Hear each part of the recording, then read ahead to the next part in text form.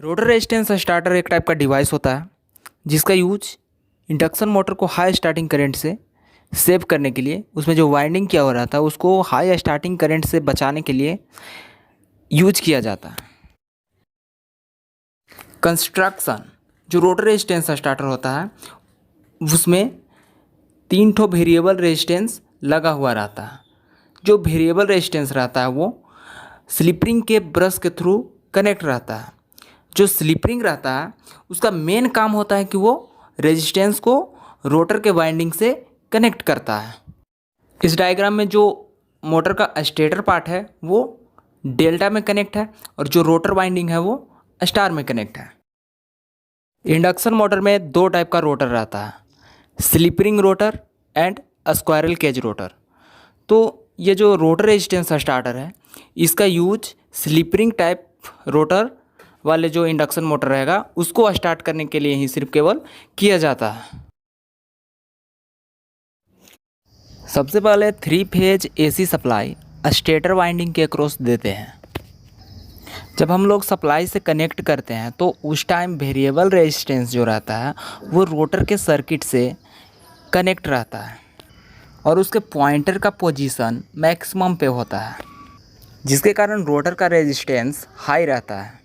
तो जब स्टेटर में हम लोग सप्लाई देते हैं तो रोटर में ईएमएफ इंड्यूस होता है फैराडेज लॉ के अकॉर्डिंग।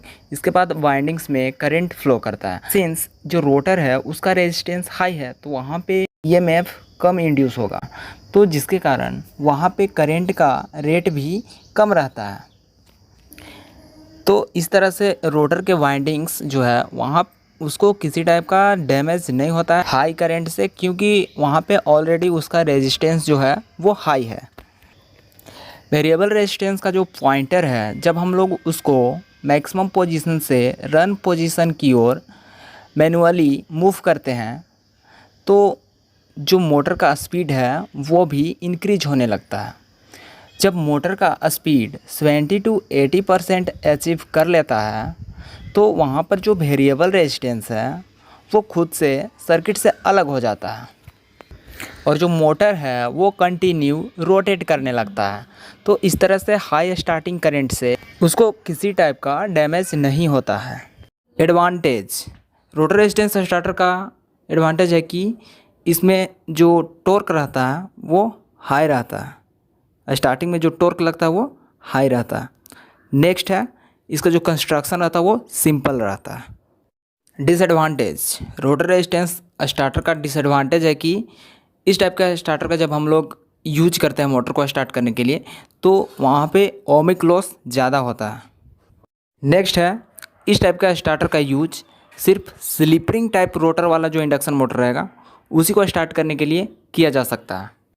तो इस तरह से कोई भी टॉपिक को अगर आप एनिमेशन के थ्रू समझना चाहते हैं तो चैनल को सब्सक्राइब कर लें और बेल आइकन को भी प्रेस कर लें ताकि वीडियोज़ आप तक पहुंच सके।